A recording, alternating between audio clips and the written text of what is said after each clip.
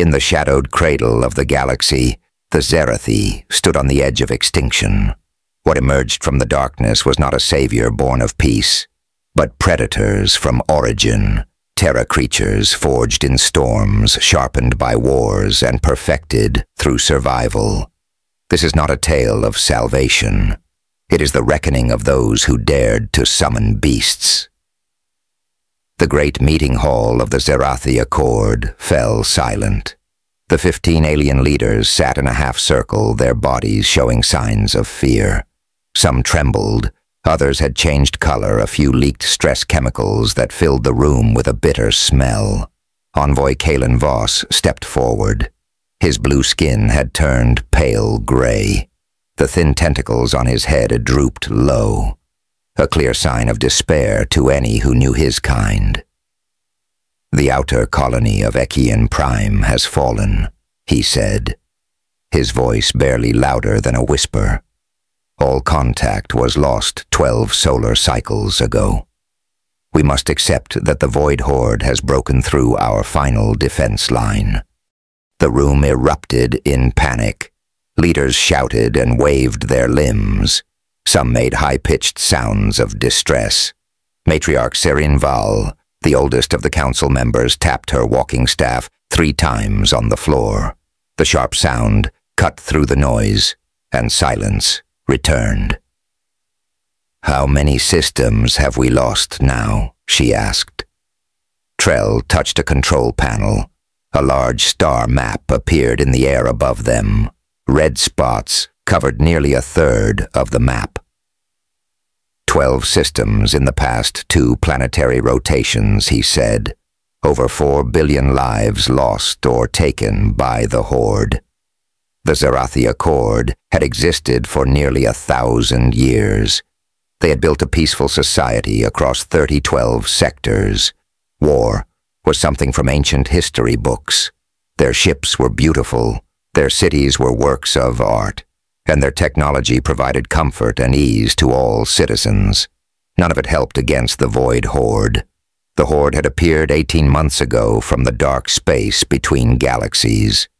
Their ships looked like black twisted bones.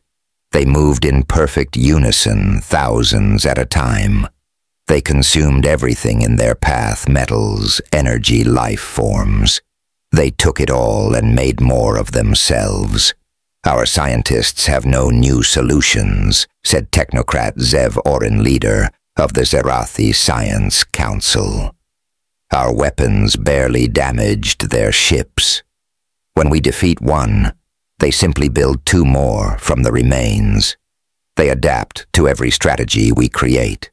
Elder Nara closed her 6 eyes slowly, 1 pair at a time. When she opened them again, she looked directly at Trell. "It is time to consider the forbidden option," she said. The room grew so quiet that the soft hum of the air filters seemed loud. Everyone knew what she meant. Envoy Kalen Voss nodded slowly. "I agree. We have no choice left." Technocrat Zev Orin stood up quickly. "You cannot be serious. They are Deathworlders. They would be more dangerous than the Horde." "The Horde will defeat us all within 200 days, Trell replied. "That is not a guess. That is based on their current speed of advance." Elder Nara raised a hand to quiet the growing protests. "Tell the council about them, Trell." "Most hear. Only no rumors." Trell touched his control panel again. The star map disappeared. In its place appeared a small, blue-green planet. "Origin Terra," he said. "Third planet of a yellow star in the spiral arm of the galaxy. Gravity 1.4 times our standard. Atmospheric pressure 1.2 times our standard. Temperature ranges from 50 to pleasant 50 degrees in different regions." The council members shifted uncomfortably. Such conditions sounded terrible to their protected bodies. "But it is not the planet that earned the Deathworld classification," Trell continued. "It is what evolved there."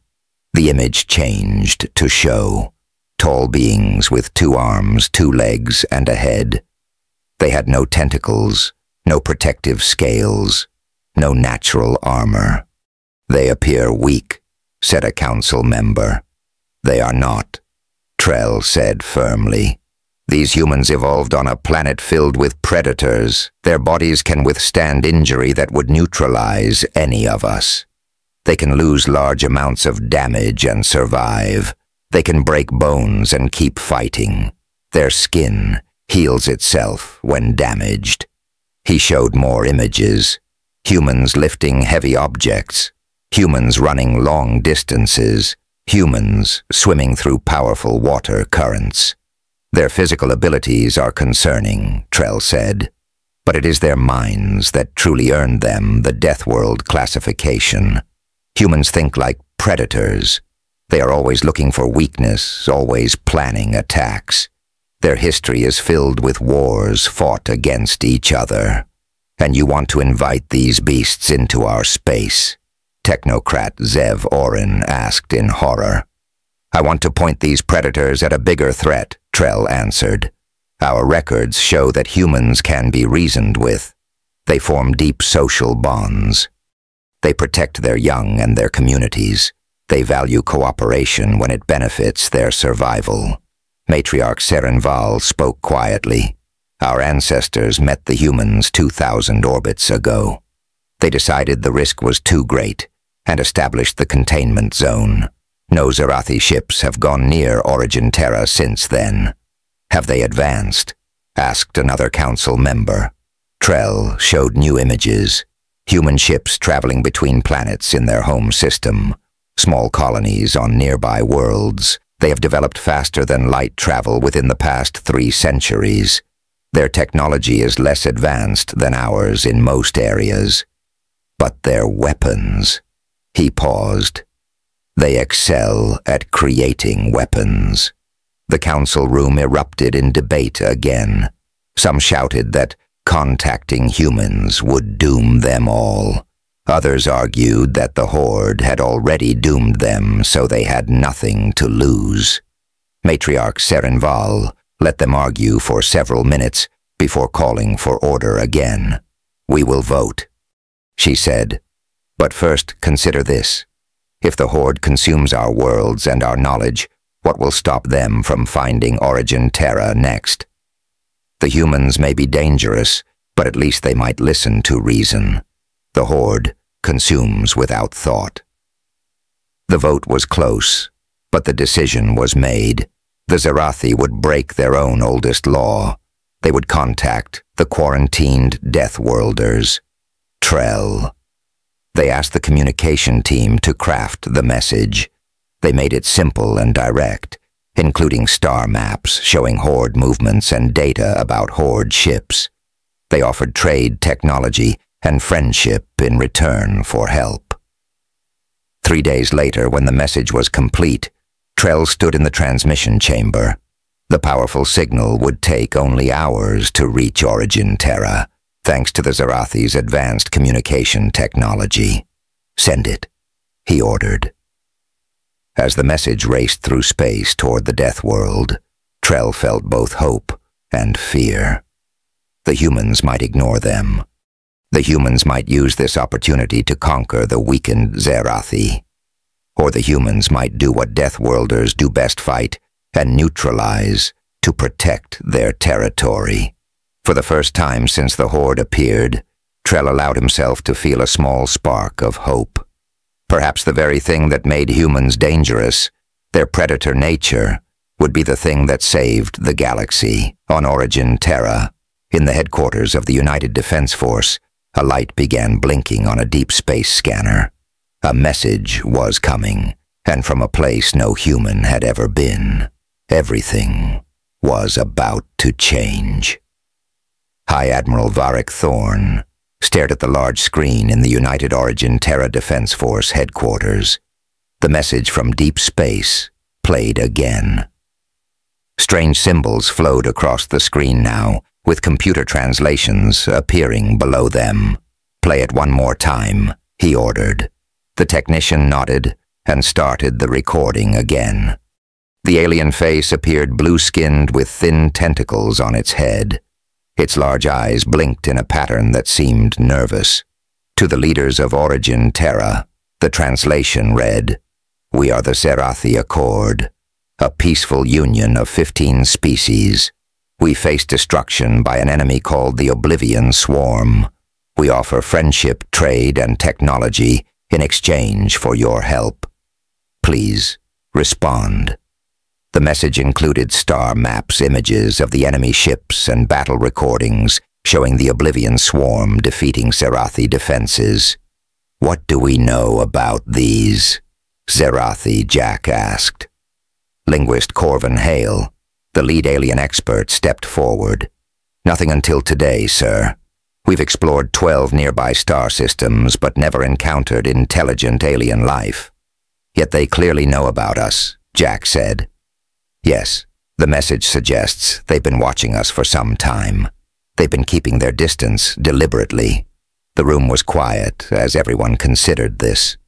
Origin Terra had united after decades of conflict. Humans had spread to Mars, Europa, and several space stations throughout their solar system. They had developed faster than light travel just 5 centuries past, and begun exploring nearby stars. And all this time an advanced alien civilization had been watching them. Why would they avoid contact, then ask for help now? Asked General Maria Santos, bioengineer Elira Voss, head of the First Contact Division, had a theory. "The message refers to us living on a high-gravity world with extreme weather and predator evolution. I think they're afraid of us." "Afraid of us?" Jack raised an eyebrow. "Their ships in the battle footage have technology far beyond ours. Technology isn't everything," Emma replied. "Look at the Zerathi ships. Beautiful, efficient, but their weapons seem designed for precision, not power. And when hit, they break apart easily. I don't think they evolved as fighters." The meeting continued for hours. Origin Terra's leaders joined by video call. Scientists analyzed the alien data. Military experts studied the battle footage of the Oblivion Swarm. 2 facts became clear. First, the Zerathi were losing badly to the Oblivion Swarm. Second, the Horde's path of destruction was moving in a direction that would eventually reach human space. 3 days after receiving the message, Origin Terra sent its reply. "We accept your request for help. Prepare to receive our representatives." 1 week later, the human diplomatic ship Unity appeared at the edge of the Zerathi home system. It was escorted by 2 military vessels, the Defender and the Guardian. All 3 ships were sleek and functional, with visible weapon systems and heavy armor plating. On the Zerathi Central World Envoy, Kalen Voss watched the human ships approach on the tracking screens. They were smaller than Zerathi vessels, but somehow looked more dangerous. They came. Elder Nara said quietly, standing beside him. "I was not certain they would. 3 ships cannot stop the Horde." "Technocrat, Zev," Orin said. "If this is all they offer." "These are not their war fleet," Trell interrupted. "The message said these are representatives coming to learn about the threat." The human ships docked at the Zerathi space station. The aliens prepared for their first official meeting with Deathworlders. The human delegation walked into the grand meeting hall. There were 12 of them wearing blue uniforms with different colored stripes and symbols. They moved with a smooth confidence that made some Zerathi step back nervously. The lead human stepped forward. He was tall with dark hair and a serious face. "I am Envoy Darren Nix, diplomat of Origin Terra. This is High Admiral Varek Thorn, commander of our defense forces, and Dr. Emeride, our chief xenobiologist." Envoy Kalen Voss moved forward to greet them. "I am Trell, voice of the Zerathi Accord. This is Elder Nara and Technocrat Zev Orin. We thank you for coming." The humans did not bow or show submission gestures like most species did when meeting new aliens. They stood straight, and made direct eye contact, which many Zerathi found uncomfortable. "We have reviewed your message and the data you sent," Marcus said. "We need to know more about this void horde if we are to help you." The meeting moved to a large room with display screens. The Zerathi shared everything they knew about the horde, their ships, their tactics, the worlds they had defeated. "Admiral." Jack asked many questions. "Do they communicate? Have you tried to negotiate?" "They ignore all attempts at communication," technocrat Zev Orin explained. "They simply take what they want and defeat anything in their way." "How do they coordinate their attacks?" Jack asked. "Their ships move too perfectly together. There must be some control system." "We believe there is a central intelligence directing the horde ships," Trell said. "But we have not been able to locate or disrupt it." Dr. Emma studied the biological samples the Zerathi had collected from defeated horde ships. "These are fascinating. The ships appear to be partly biological, partly mechanical. They grow, rather than being built." As the meetings continued, the Zerathi observed the humans carefully. They were surprised by several things. First, the humans showed no fear when viewing recordings of the horde attacks. Instead, they seemed focused, even interested. Second, the humans worked long hours without rest, drinking a dark liquid they called coffee to stay alert.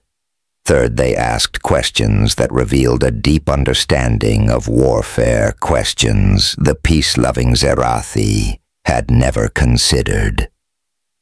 "You don't seem concerned by what you're seeing," Trell said to Marcus after a long session. The human diplomat smiled slightly. "We take the threat seriously, Ambassador, but humans have faced challenges throughout our history. Our planet tried to neutralize us with weather predators, disease, and natural disasters. We fought each other for resources and beliefs. We survived it all. And that makes you confident against the horde?" Trell asked. "It makes us adaptive," Marcus replied. "We've seen the horde has a pattern. They overwhelm with numbers and consume resources, but they don't adapt quickly to new threats. Humans are very good at creating new threats. After 3 days of meetings, Admiral Jack returned to the human ships to send a message to Origin Terra." The Zerathi leadership waited nervously. That evening, Marcus met with Trell privately. "My government has made a decision," the human said. "We will help you fight the Void Horde." Relief washed over Trell's body, turning his skin from gray back to blue. "Thank you." "What forces can Origin Terra provide?" Admiral Jack is requesting a fleet of 50 ships with specialized combat teams, Marcus replied. Trell's relief faded. "Only 50. The Horde has thousands of vessels." Marcus smiled, and for the first time Trell understood why some species evolved to fear showing teeth. "It's not about the number of ships, Ambassador," the human said. "It's about how you use them. The Horde has never faced Deathworlders before. They're about to learn why that classification exists." In orbit above the Zerathi world, Admiral Jack finished his transmission to Origin Terra. The request was simple: send the predators to hunt. After 2 celestial arcs, the human fleet arrived. 50 ships appeared at once in the Zerathi home system, emerging from faster-than-light travel in perfect formation. The Zerathi observers gasped at the sight on their screens, where Zerathi ships were elegant. With smooth curved lines, human vessels were angular and compact.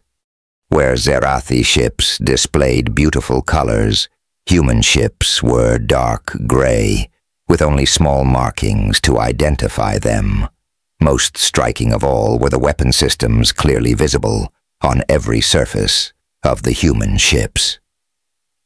The largest vessel, named Crimson Aegis, moved toward the Zerathi space station. Its captain, Lisa Grant, requested permission to dock. Ambassador Trell Eldernara and Admiral Jack waited as the human captain entered the station.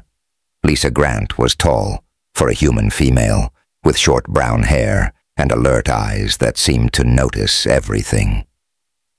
She moved with the same controlled confidence that all humans seemed to share. "Ambassador Trell," she said with a small bow. "Elder Nara, thank you for hosting our fleet. We're ready to begin operations against the Oblivion Swarm immediately." Technocrat Zev Orin, who had joined them, could not hide his surprise. "So quickly?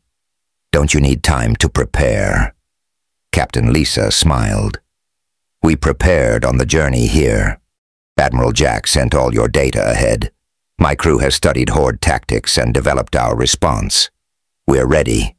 The human fleet did not wait for further discussion. Half the ships remained to protect the Zerathi homeworld, while Captain Lisa led the other half toward the Sindar Verge, where the Oblivion Swarm had established a forward base. The Zerathi sent a small observation ship to watch and report back. Aboard this ship was Observer Thalrin, a young Zerathi scientist who had volunteered for the dangerous mission. His job was to record everything the humans did, to learn from them. As they traveled, Observer Thalrin observed the human crews through shared video feeds. They were constantly active, running drills, checking equipment, studying maps of the target system. Most surprising was how they prepared for combat. The human soldiers put on armor that seemed impossibly heavy. They carried weapons that looked too big for their frames, yet they moved easily, as if the weight was nothing to them. Some even laughed and joked as they prepared for battle. "Aren't they afraid, Observer Thalrin?" asked Captain Rion Kael, who led the human ground forces. Ray looked surprised at the question. "Of course we're afraid. Fear keeps you sharp. But we've trained for this. Besides, humans have always been good at fighting things bigger than ourselves." When they reached the edge of the Kindar Verge, the human ships went dark. They turned off all non-essential systems and drifted forward, using minimal power. Captain Lisa's voice came over the communication system. "All ships maintain radio silence. We approach unseen launch scouts, tiny ships barely large enough for one person, detached from the larger vessels and moved ahead. These scout ships used no energy weapons or engines that could be detected. They simply floated through space, taking detailed scans of the Horde positions. 6 hours later, the scouts returned. The information they gathered was shared across the fleet. The Oblivion Swarm had placed harvester ships on the third planet. They were stripping it of resources and processing them into new Horde vessels. In orbit, hundreds of Horde ships moved in regular patterns, protecting the operation. "Observer." Thalrin watched as Captain Lisa called her officers together. "The Horde ships moved too perfectly together," she said, pointing to the scanned data. "That suggests central control. We need to find it and defeat it. Then we hit the harvester ships on the surface." Commander Ray nodded. "My team is ready for ground assault." Another officer spoke up. "The Horde ships in orbit will detect any approach to the planet." "Not if they're distracted," Lisa replied with a smile. "And not if we use the planet's radiation belt to hide our drop ships." The human plan was bold. It had 3 parts. First, a small group of human ships would attack the edge of the Horde fleet, drawing attention and forcing many Horde ships to respond. Second, while the Horde was distracted, drop ships carrying Commander Ray's ground forces would use the planet's radiation belt to mask their approach and land near the harvester sites. Third, once on the ground, Ray's team would locate and defeat the central control node that they believed was directing all Horde activity in the system. Observer Thalrin was shocked by the plan. You're sending people down to the planet's surface. The radiation levels are dangerous, and the Horde harvesters will detect any landing." Captain Lisa looked at the Zarathi observer calmly. "The radiation won't harm our soldiers for the time they'll be exposed. Their suits can handle it. As for being detected, that's why we're sending in small, fast ships. Speed and surprise are our advantages." The attack began. 5 human ships moved forward, firing powerful weapons at the outer edge of the Horde fleet. The Horde responded immediately, sending dozens of ships to attack the humans. The human vessels did not try to stand and fight. They fired, moved, fired again, always staying just out of reach of the Horde's weapons. They led the Horde ships away from the planet in a deadly dance. Meanwhile, 20 small dropships launched from the main human fleet.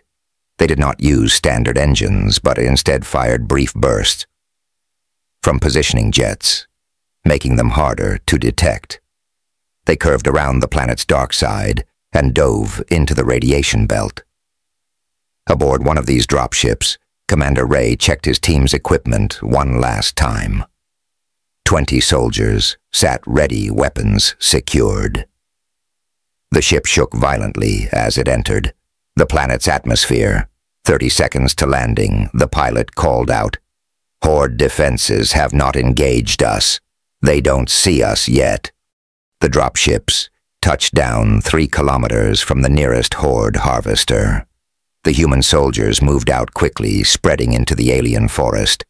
They wore heavy armor with full face shields. Each carried a primary weapon and several smaller ones. Observer Thalrin watched through camera feeds from the soldiers' helmets. He was amazed at how fast they moved through the difficult terrain. The planet's gravity was stronger than Origin Terra's, and the air had less oxygen. Yet the humans seemed barely affected. Using small handheld scanners, the soldiers located unusual energy readings coming from a hill near the largest harvester. Commander Ray split his forces. Half would attack the harvester as a distraction, while his team would find the source of the energy readings. Ray's team reached the hill and discovered a hidden entrance. Inside was a complex of tunnels filled with strange technology, part mechanical, part biological. At the center was a pulsing mass of tissue connected to hundreds of cable-like tentacles. "That's it," Ray said quietly. "The control node plant the charges." His soldiers placed explosive devices around the central mass. They set the timers for 2 chrono segments and began to withdraw. Outside, the other team launched their attack on the yaw harvester. Their weapons tore through the Horde's outer defenses.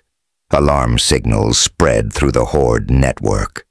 In space, Captain Lisa watched as the Horde ships suddenly changed their attack pattern. "They know we're on the planet," she said. "All ships move in now. Support our ground forces." The human fleet surged forward, weapons firing at full power. They targeted specific points on the Horde ships, connection nodes that the Zarathi had never noticed before. On the planet, Commander Ray's team reached their extraction point just as the explosives detonated. The ground shook with the force of the blast. Above in orbit, the effect was immediate. The Horde ships stopped their coordinated movements. Some drifted aimlessly. Others began firing randomly, sometimes hitting other Horde vessels. "The control node is down," Ray reported as his dropship lifted off. "The Horde ships are confused. They can't coordinate their actions." Captain Lisa nodded. "All ships target and defeat the disorganized Horde vessels. Priority on the larger ships first." The battle that followed was short but intense. The human ships moved with purpose, picking off Horde vessels one by one. Without central coordination, the Horde could not mount an effective defense. One orbit cycle after the attack began, the Sindar Verge was clear of Horde presence. The human fleet had lost 2 ships and 7 soldiers. They had defeated over 200 Horde vessels.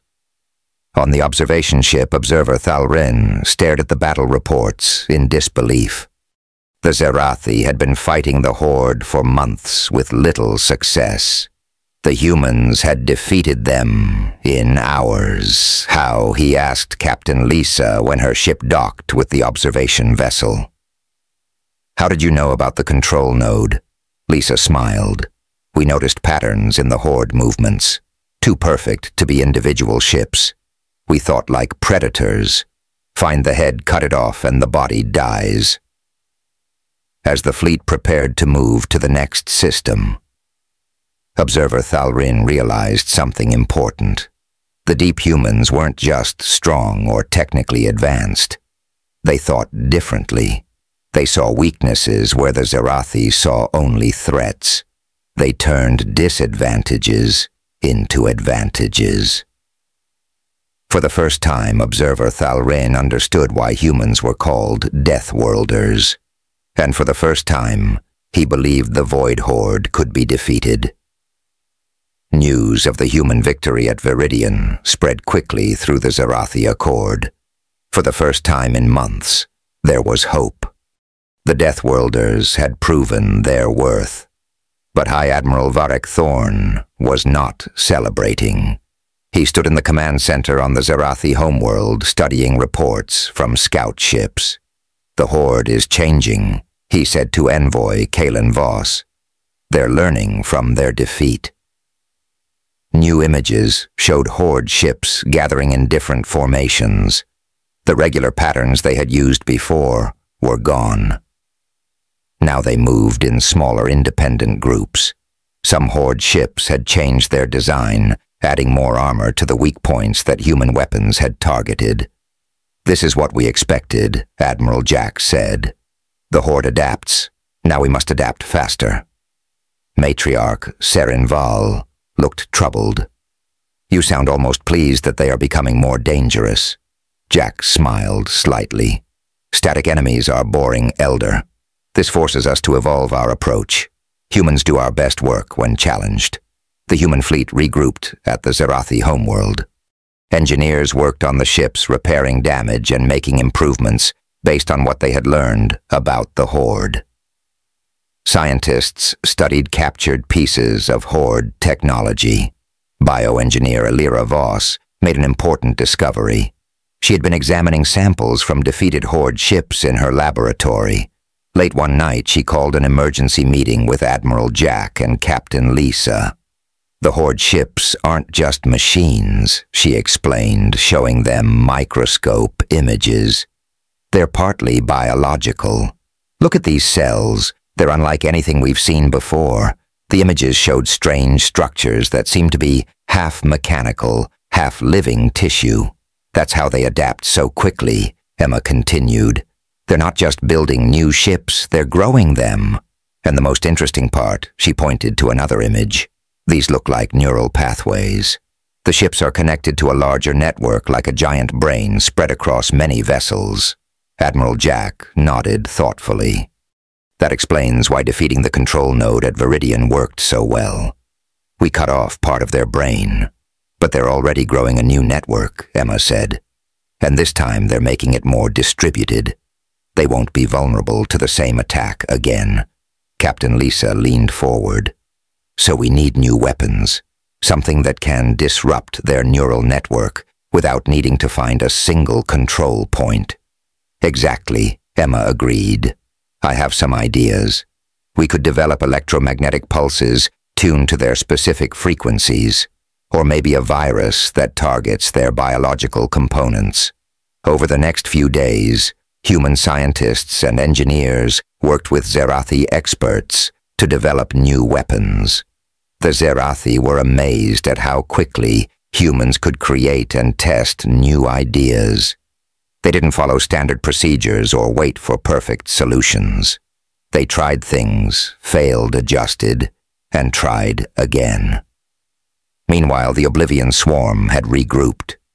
They attacked a Zerathi mining colony in the Torvain Reach. This time they moved in small, fast groups that struck from multiple directions at once. Captain Lisa led the human fleet to respond. The battle was much harder than the one at Viridian. The Horde ships no longer moved in predictable patterns. When human vessels targeted their previous weak points, they found new armor protecting those areas. "They're learning," Lisa said over the communication system. All ships switched to alternate targeting focus on their propulsion systems. The human ships adjusted their attack.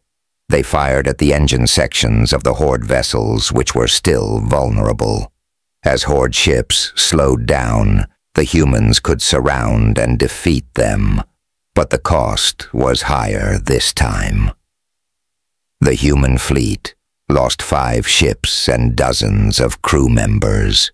The victory was not as clean or quick as before. After the battle, Observer Thalrin continued his observations of the humans. He watched as they held a ceremony for their fallen comrades. The human soldiers stood in straight lines, while Captain Lisa spoke words of honor for those who had died. Then they placed the bodies in special containers that would take them back to Origin Terra. "Why do this?" Observer Thalrin asked Commander Ray. "They are dead. Nothing can bring them back." Ray looked surprised. "We honor our fallen. They gave their lives so others could live. We remember them, carry their memory with us into the next battle." The most interesting part came next. After the ceremony, the humans gathered in a large room. They shared drinks, told stories about their fallen friends, and laughed together. Now they celebrate. Observer Thalrin was confused. After losing comrades, "We're not celebrating death," Ray explained. "We're celebrating life, their lives, and ours. Tomorrow we might die too. So tonight we remember why we fight." The next day, the new weapons Dr. Emma had designed were ready for testing. The human ships were fitted with special devices that could generate electromagnetic pulses tuned to disrupt the Horde's neural network. They also carried small drones that looked similar to Horde's scout ships. "These drones will transmit false signals," Emma explained to the ship captains. "We'll use that against them, creating confusion in their network." The human fleet tracked the Horde to the Zerath Expanse, where 3 habitable planets had already been stripped of resources. Long-range scans showed hundreds of Horde ships gathered around a space station they had built from consumed materials. Admiral Jack developed a new strategy. Instead of facing the Horde head-on, the human fleet would split into small, fast-moving groups. Each group would attack briefly, then retreat, drawing Horde ships away from their main force. Meanwhile, a special team led by Commander Ray would infiltrate the space station to learn more about the Horde's central intelligence. The battle began. Human ships darted in and out of weapon range, firing at Horde vessels, then quickly moving away. The Horde gave chase, spreading their forces thin as they pursued the humans in different directions. While the Horde was distracted, Commander Ray's team approached the space station in a captured Horde scout ship. They had studied the Horde's communication signals and used them to trick the station's defenses into allowing them to dock. Ray and his team moved through the strange corridors of the station. The walls pulsed with life, a mix of technology and biology that seemed to breathe. They reached the central chamber and found something unexpected. Admiral Ray reported over a secure channel. "You need to see this." He activated his helmet camera. The feed showed a massive structure in the center of the station, a glowing, pulsing mass that looked like a giant brain. Connected to it were thousands of tubes containing what appeared to be smaller brains. "We think these are the minds of the species the Horde has consumed," Ray said quietly. "They're not just taking resources, they're preserving consciousness, adding it to their network."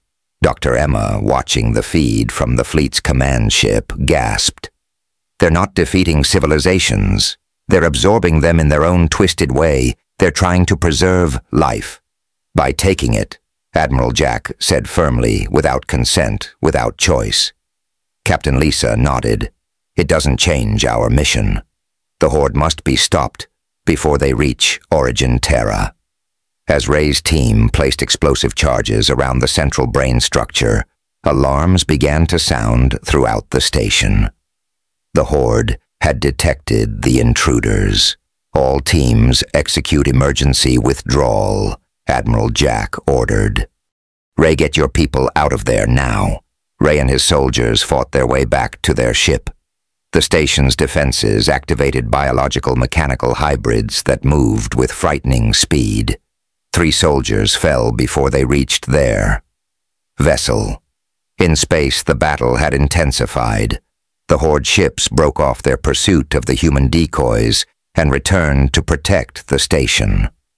Their movements showed a new level of coordination, as if the central brain was directly controlling them. They're evolving faster than we expected, Captain Lisa said. All ships deploy the pulse weapons now. The electromagnetic pulses fired from every human ship simultaneously. The effect on the Horde was immediate, but not as strong as hoped. Some ships drifted aimlessly, but others seemed resistant to the pulse. As Ray's team escaped from the station, their explosives detonated. The central chamber collapsed, defeating the massive brain structure.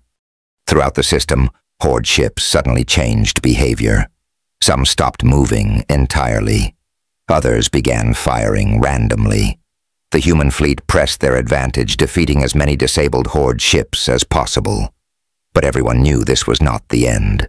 The Horde had survived. They would adapt again. The war would continue, and it would become even harder. As the human ships withdrew to regroup, Observer Thalrin recorded his observations for the Zarathi Council. The humans are unlike any species we have encountered, he wrote. They do not fear challenge. They embrace it. They do not flee from danger. They move toward it. Most importantly, they understand the Oblivion Swarm in a way we never could, because humans themselves evolved through conflict and survival. For the first time since the Horde appeared, the Zarathi had hope. The Deathworlders were proving their worth. The question now was whether even humans could adapt quickly enough to stop. The Horde's final evolution, one galactic phase, had passed since the humans joined the war against the Oblivion Swarm. In that time, the United Forces had won back 12 sectors. But the cost was growing with each victory. The Horde adapted faster after each defeat, developing new defenses against human weapons and tactics. The human fleet now increased to 120 dreadnoughts with reinforcements from Origin Terra, gathered at a forward base on the edge of Zarathi space. Admiral Jack called a meeting of all ship captains and team leaders. Our scouts have found something important, he said, showing a star map on the large screen. The Horde ships are retreating to this location. It's a massive space station orbiting a dying star. The image showed a structure larger than any they had seen before.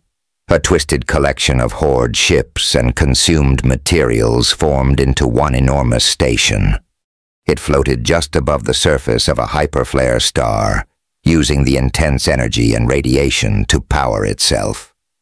We believe this is their origin point, Admiral Jack continued. Their birthing ground, where new Horde units are created and programmed. Captain Lisa studied the image.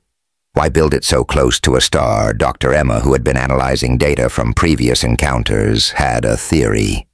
The radiation and heat helped them grow faster.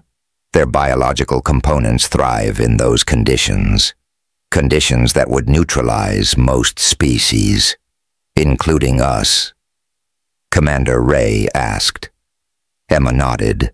Even with our best shielding, a human ship could only survive in that environment for 20 to 30 minutes before the radiation would become fatal.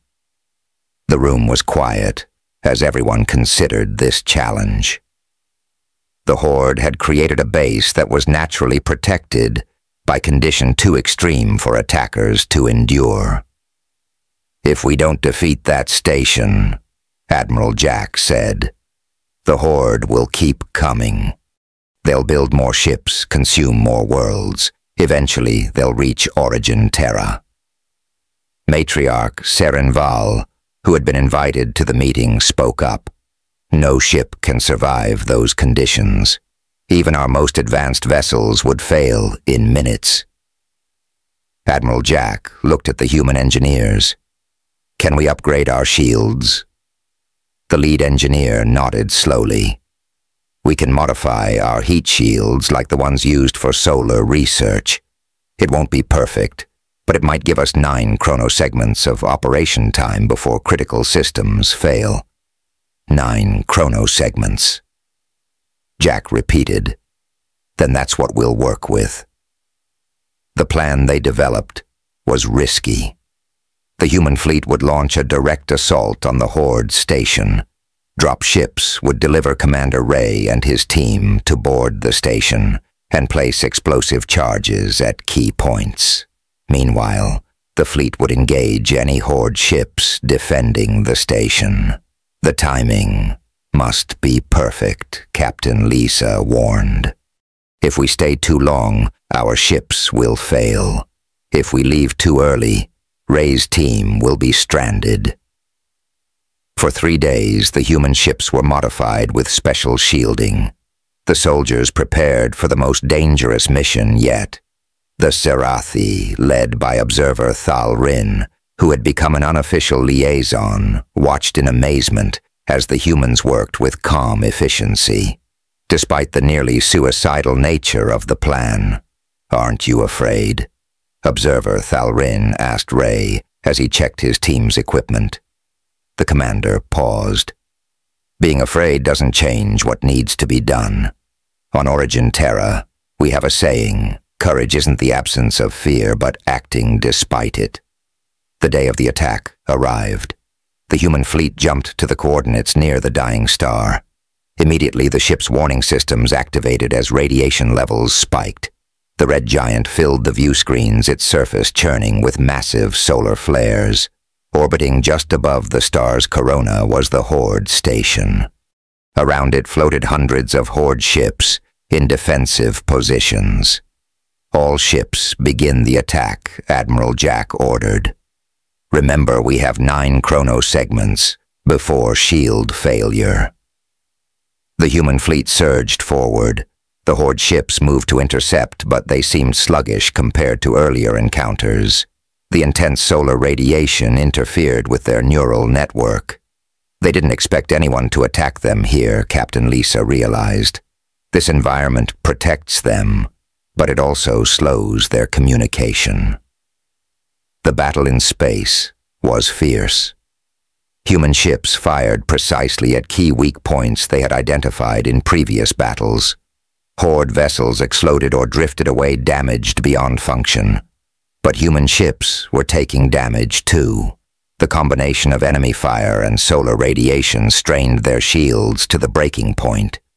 Meanwhile, 5 dropships carrying Ray's team approached the station.